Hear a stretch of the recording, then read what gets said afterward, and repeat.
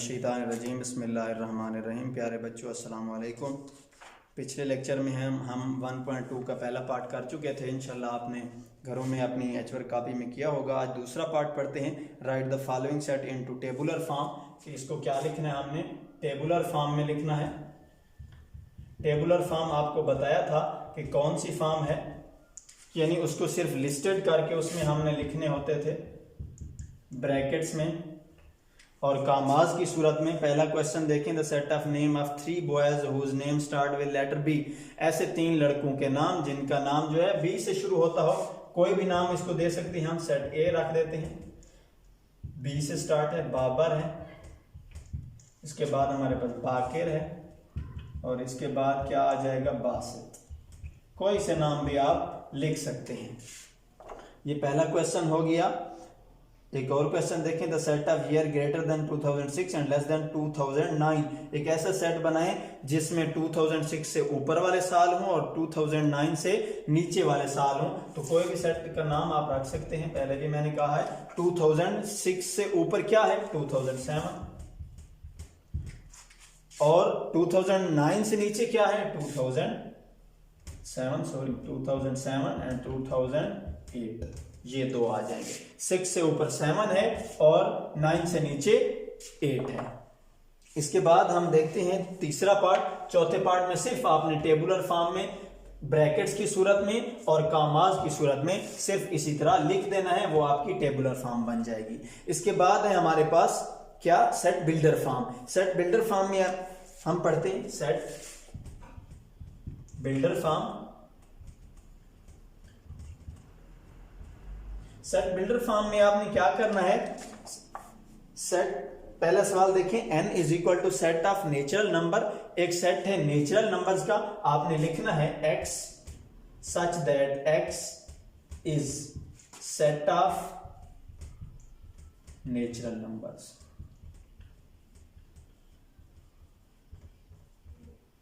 बस ये जो लाइन है इसको कहते हैं सच दैट। या आप ये लिखें x such that x is an set of natural number, या आप ऐसे भी लिख सकते हैं x such that x is an element of natural numbers. दोनों सूरतों में आप लिख सकते हैं, कोई हर्ज नहीं है। अच्छा जी, आगे देखें, नेचुरल नंबर का हो गया। द सेट ऑफ इंटीजर्स, आप क्या लिखेंगे, इसी तरह सेट बिल्डर फॉर्म में आपने सिंपल लिखना है सिर्फ x। ये कौन सा क्वेश्चन हम कर रहे हैं अब, z।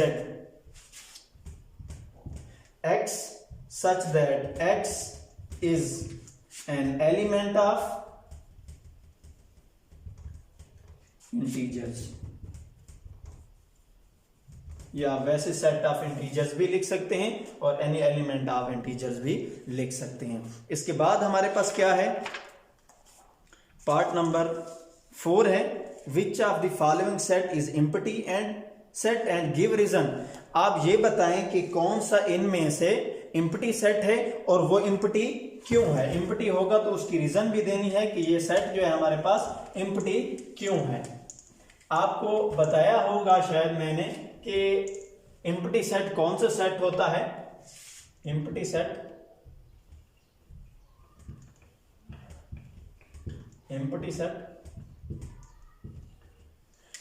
सेट वो सेट होता है जिसमें कोई भी एलिमेंट ना हो, एक भी एलिमेंट ना हो, उसको हम क्या कहेंगे, एम्प्टी सेट। जैसे ये है, अब इसको हम क्या कहेंगे, एम्प्टी सेट। ये एम्प्टी सेट होगा। अगर इसमें कोई डिजिट आ जाए, मसलन 0 आ जाए, तब भी वो एम्प्टी सेट नहीं होगा, नॉट एम्प्टी सेट लिखेंगे। क्यों, क्योंकि 0 एलिमेंट है, 0 एलिमेंट आ गया है, तो 0 भी आ जाए तो वो सेट होगा। अगर कोई भी एलिमेंट ना हो तब वो जाके एम्प्टी सेट बनेगा। अब हम क्वेश्चन की तरफ आते हैं, पार्ट नंबर 4 की तरफ। Set of whole number less than 1, set of whole numbers less then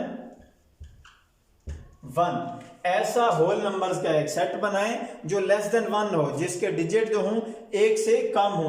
तो क्या है होल नंबर, हम देखेंगे कहां से स्टार्ट होते हैं, 0 से स्टार्ट होते हैं, 0 फिर 1 फिर 2 फिर 3 and so on, whole numbers.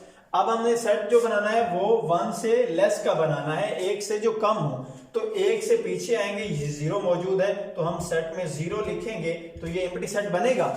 नहीं बनेगा, क्योंकि ये एलिमेंट आ गया है। हमने वो बताना है कि जो एम्प्टी सेट है, यहां लिखेंगे हम this is not empty set,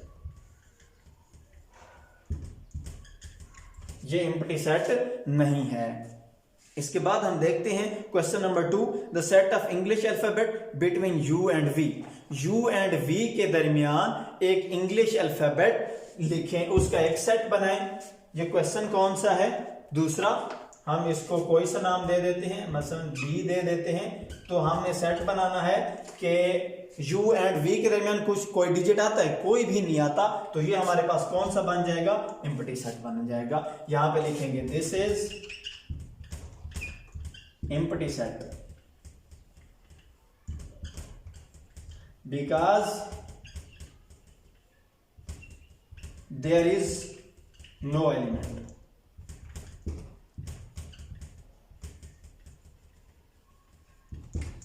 क्योंकि वहां पे कोई भी एलिमेंट नहीं है, इसलिए ये एम्प्टी सेट है।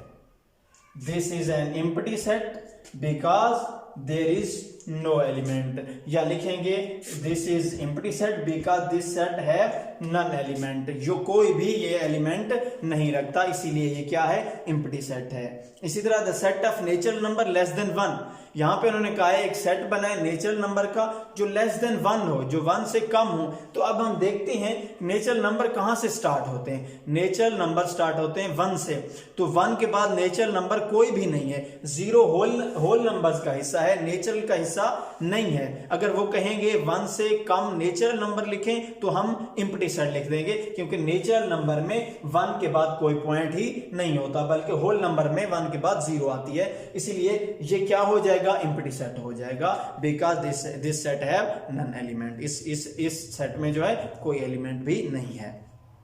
इसके बाद आखिरी क्वेश्चन देखें, the set of negative integers which are called positive integers.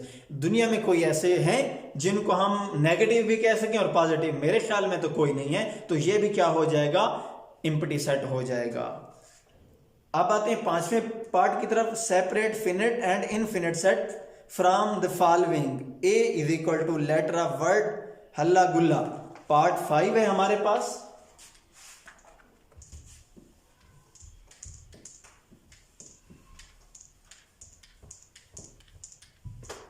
Part 5, इसमें हमने बताना क्या है? पार्ट 5 में हमने सिर्फ फिनिट और इनफिनिट सेट बताने हैं कि फिनिट कौन सा है और इनफिनिट कौन सा है। पार्ट 5 है हमारे पास, separate finite and infinite set from following, कि इसमें से फिनिट और इनफिनिट सेट अलग-अलग करें। फिनिट सेट कौन सा होता है? फिनिट सेट वो सेट होता है जिसके एलिमेंट्स जो हों वो लिमिटेड हों, यानी महदूद हो, मुकर्रर हो, मुअय्यन हो, उसको हम क्या कहेंगे? फिनिट सेट कहेंगे। और इनफिनिट कौन सा होगा? इसके बरअक्स हो जाएगा। इनफिनिट सेट यानी अनलिमिटेड हो जाएगा, यानी जिसकी कोई मिकदार मुअय्यन ना हो। मिसाल के तौर पर इंटीजर्स हम लेते हैं या होल नंबर्स लेते हैं, 0 1 2 3 एंड सो ऑन, ये जा रहा है, इसकी कोई हद नहीं है, तो हम इसको क्या कहेंगे? इनफिनिट सेट कहेंगे। अगर हमारे पास एक सेट दिया हो 1 2 3 4 एंड 5 तक, तो इस सेट को हम क्या कहेंगे? फिनिट सेट कहेंगे। क्यों फिनिट सेट कहेंगे? क्योंकि यहां पे 5 पे एंड हो जाती है, 1 से स्टार्ट होकर 5 तक डिजिट जो हैं, एलिमेंट जो हैं, वो इस सेट के खत्म हो जाते हैं, तो इसीलिए हम इसको क्या कह रहे हैं? फिनिट सेट कह रहे हैं। जिसमें अनलिमिटेड होगी, यानी 0 से स्टार्ट हो रहे हैं, पता नहीं कहां पे खत्म हो रहे हैं, तो उसको हम इनफिनिट सेट कहेंगे। इसी तरह उन्होंने कहा है कि इसमें से फिनिट और इनफिनिट सेट जो है उनको अलग-अलग करें। पहला हमारे पास है separate the finite and infinite set set है लेटर ऑफ वर्ड हल्ला गुल्ला। अब हल्ला गुल्ला में हल्ला गुल्ला इसके जो वर्ड्स हैं हल्ला गुल्ला के, ये फिनिट हैं या इनफिनिट हैं? फिनिट हैं। ये ए पे खत्म हो रहे हैं, यहां पे भी ए पे खत्म हो रहे हैं, तो इसको हम फिनिट सेट कहेंगे। ये फिनिट सेट हो जाएगा हमारे पास। इसके बाद क्या है, क्वेश्चन नंबर ई देखें, 3 6 9 3 6 9 एंड सो ऑन, ये जा रहा है। तो इसकी अब ये 3 से स्टार्ट तो हो रहा है, हमें नजर आ रहा है, लेकिन इसका एंड पॉइंट हमें नजर नहीं आ रहा, हमें पता ही नहीं है ये सेट कहां पे एंड हो रहा है। इसको कोई सा भी नाम दे सकते हैं आप, ठीक है। तो ये हम क्या लिखेंगे, इसको इनफिनिट सेट लिखेंगे।